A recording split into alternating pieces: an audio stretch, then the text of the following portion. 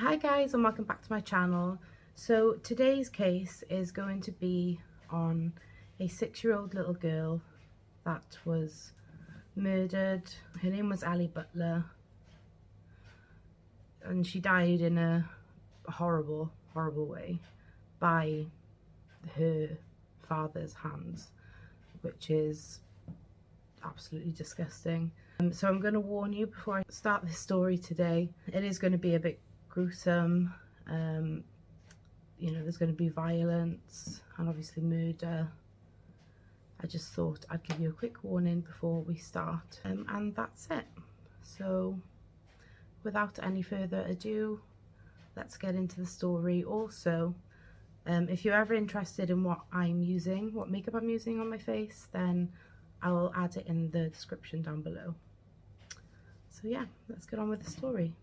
On the 30th of December 2006, a beautiful little girl was born to Jenny Gray. She named her Ellie May. Linda and Neil had just become grandparents for the first time and were absolutely infatuated with the little Ellie May. They were so proud to have this beautiful little girl to be part of the family. On the early evening of February the 15th, 2007, Neil and Linda get an urgent phone call. Ellie had been taken back to the hospital she was born in at only 6 weeks old. Ellie had been rushed in because she had a load of head injuries. One of them was bleeding on the brain. The hospital suspected that someone had violently shaken her. The police and social services were called and told that Ellie was a shaken baby. She had a big burn mark on her forehead and burns on her fingers. Ellie's dad had been looking after little Ellie that evening. He was adamant that he hadn't hurt Ellie and said he brought her into hospital because she was pale and didn't seem right. Whilst at the hospital, Ben's attitude towards Linda and Neil, her grandparents, was really aggressive. He was swearing, and Neil said it wasn't a nice picture he painted as a person. He also said he wouldn't want this kind of person as a son-in-law. Ellie was on the mend after spending 5 days in hospital. While she was recovering, a police investigation had opened up. The superintendent at the time was David Swindle. He had dealt with a lot of cases similar to this one and said with no doubt Ben was responsible for causing Ellie's injuries. Ben was arrested on suspicion of GBH, which stands for grievous bodily harm, and the social services started proceedings to put baby Ellie into care. The grandparents were told that they couldn't see Ellie because of the process. Ellie was moved to a different hospital, and Linda and Neil were absolutely heartbroken. Ellie was then placed with a foster carer. Her mum and grandparents visited her supervised every 2 weeks.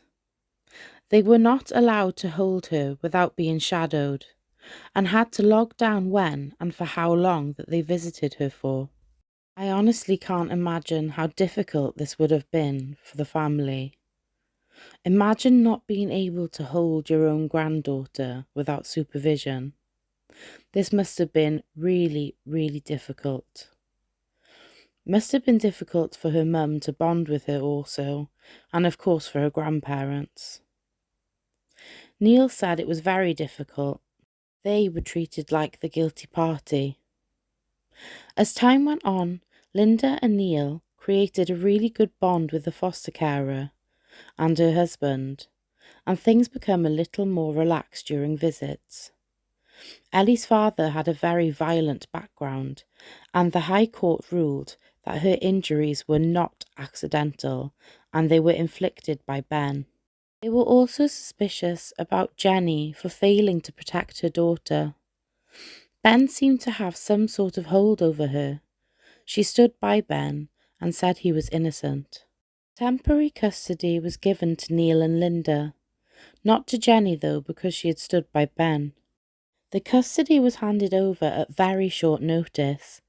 So they were a bit shocked, but absolutely delighted. Neil hadn't looked after a baby in 30 years. Linda knew what she was doing, though, and said she would help Neil if he ever needed it.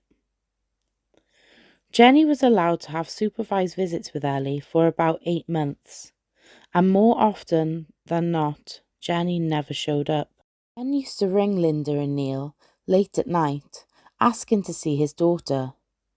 At these late times, he rang Ellie. Ellie would be asleep, so they explained this to Ben.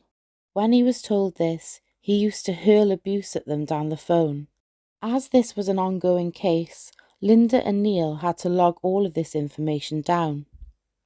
Even though they had to go through all of this, Linda and Neil absolutely doted on Ellie.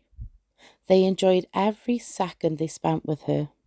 In August 2008, Linda and Neil were awarded special guardianship, which meant that they were long-term carers. They were looking forward to watching Ellie grow up, get married and having her own little family. But sadly, this never happened. Ben is finally charged for inflicting GBH on Ellie after a very long wait. He denies the charges though. But on the 24th of March 2009, he is found guilty finally, and he is sentenced to only 18 months in jail. Linda and Neil's instincts had always told them that he was a bad man and had done this to Ellie. Whilst Ben was in prison, Jenny still protested his innocence. She would write letters to people that she thought could help Ben with his case. Whilst he is in prison, Ben appeals his sentence. And in June 2010, Ben Butler's conviction is quashed, which means he is now a free man, and as the law sees it, no longer responsible for what happened to Ellie. Even though he's a free man, the ruling that him and Jenny are not fit to care for Ellie still stands. Jenny and Ben are now fighting for custody of Ellie. They're fighting Linda and Neil and the local authority. Linda and Neil used their life savings to pay their legal fees. This was very stressful for them and also stressful for Ellie, as they couldn't just live a normal quiet family life. Jenny and Ben were granted supervised visits at the family centre to see Ellie, but for 2.5 years they never showed up. To people, looking at Butler presents the image of a father that had been wronged, desperate to get his baby back. He even launches a media campaign, which was very high profile. He started stating that Linda and Neil don't look after Ellie right. They don't clothe her, they don't feed her properly, they never take her out anywhere or on holiday. Basically one massive lie, and a load of rubbish. Neil, Ellie's grandfather, said, "Ellie was very happy here. She used to have all of her school friends round. She used to do lots of activities at school and after school." 12th of October 2012. At the High Court Family Division, Ellie was allowed to go back to her parents. After all that was done, I am absolutely disgusted by this. Who in their right mind would do this? They're clearly both a danger to Ellie. He had done a prison sentence for doing what he did, and they didn't even make an effort to visit her. Please comment down below what you think of this. I think Lady Justice Hogg should be blamed for what happens to poor Ellie later on in life. She even describes Ben Butler as a reflective and thoughtful individual. If he was thoughtful, then where was he during visitation? Not visiting his daughter like he should have been. It literally makes my blood boil. A week later, Ben and Jenny appear on the This Morning show on ITV, playing the role of a wronged father. He went on there to throw a complete pity party. He didn't go on there for Ellie, he went on there for himself to get some sympathy. I've watched it. I've watched the recording of this, and honestly, it made me sick to my stomach. On the 9th of November 2012, Ellie was due to go back to Jenny and Ben. Social services turned up to take Ellie to school, but Linda and Neil said that they were going to do this. They had looked after Ellie for 8 years, and she knew them as her parents. Basically, because they were. Social services told them that they weren't allowed to tell Ellie where she was going, who to, and weren't allowed to say goodbye to her. This must have been so difficult. It must have been one of the most hardest things that they had to do. I can't even begin to imagine how they were feeling and how Ellie was going to feel, going to live with strangers. They did say she was having a sleepover at her parents'. I mean, if you can even call them that. Jenny and Ben made it look like a happy family to the outside world, but they really weren't. Only 4 days after having Ellie, Jenny and Ben rang Child Services, saying that Linda and Neil hadn't been taking care of Ellie properly. They also said she was upset because Ellie thought she would be going home.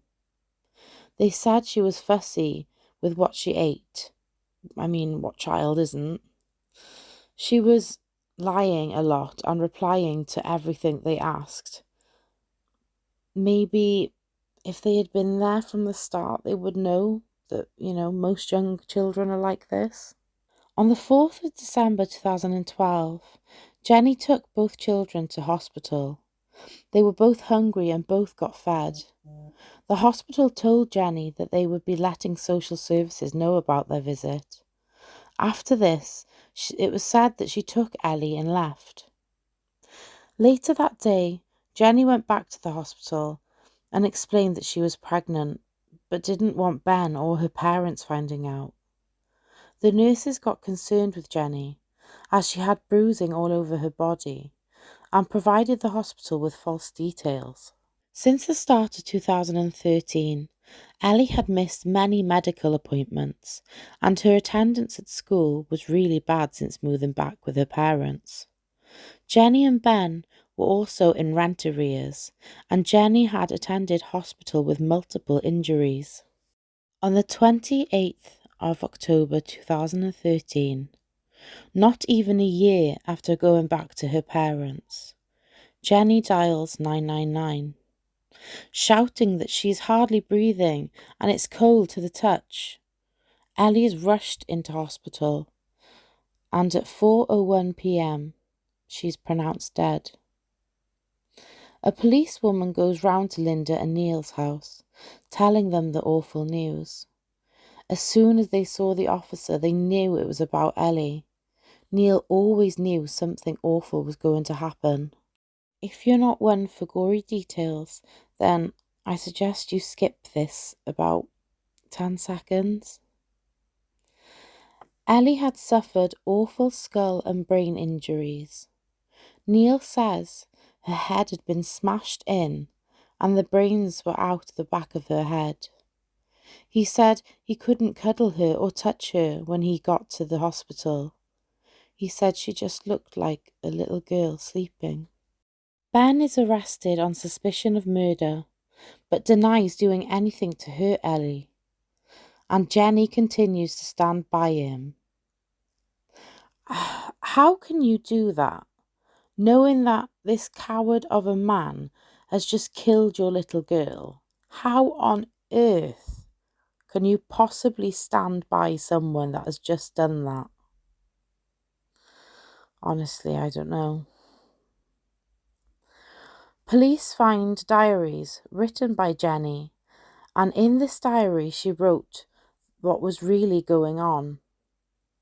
She's being abused, and by the sound of it, she just wanted him to love her. I can understand she was in an abusive relationship, but why would you side with a man that's just killed your daughter? I've been in a relationship similar, not quite to this extent, but I can kind of understand, maybe she's scared, she doesn't want him to leave her. She obviously just wants to be loved by him. But for that, I just don't know how you could forgive or stand by someone that's just done that. Ben is charged with murder, but sadly for Neil, on their first court date, Linda loses her battle with cancer and passes away. This must have been so difficult for him, to lose two people that you love within the space of time that he had. Absolutely awful. Jenny doesn't know this yet, and the court case proceeds without Neil present. During the court case, Ben was swearing throughout it at the judge and at the prosecution. Journalist Lisa O'Carroll said he treated it like he was in a pub and had never seen anyone quite like Ben Butler. He was cold, callous, cocky and arrogant. Ben's version of what happened that night was that Ellie had been jumping on the bed, copying something she had seen on Peppa Pig. She had fallen off the bed and somehow hit her head. The post-mortem showed that Ellie's head was so severe that there was no way it was accidental. They said he had either hit her or hit her against a wall, but it is still unknown what actually happened. Ellie was in the care of Ben when this happened, and Jenny was at work. Instead of ringing 999, Ben rings Jenny and she gets a taxi home. She then dials 999 and pretends that she was alive, and also pretends to give Ellie CPR. That's sick. Why would you do that? Ben Butler is found guilty of the murder of Ellie May. I'm not going to call her Ellie Butler because he shouldn't have the privilege of her having his surname. He is sentenced to life and will spend a minimum of 23 years in jail. 23 years. I'm sorry, but 23 years is not enough. This little girl had her whole life ahead of her. He should have got a full life sentence without a minimum stay. Wait until you hear what her mother got. Her mother, who let all of this happen and defended a murderer, only got 3.5 years. She got this for child cruelty and bravering the court of justice. She should have got exactly the same as Ben. She let this happen, therefore she's just as guilty in my eyes. Neil is absolutely haunted by these events and will never forget beautiful Ellie May. So that's the story.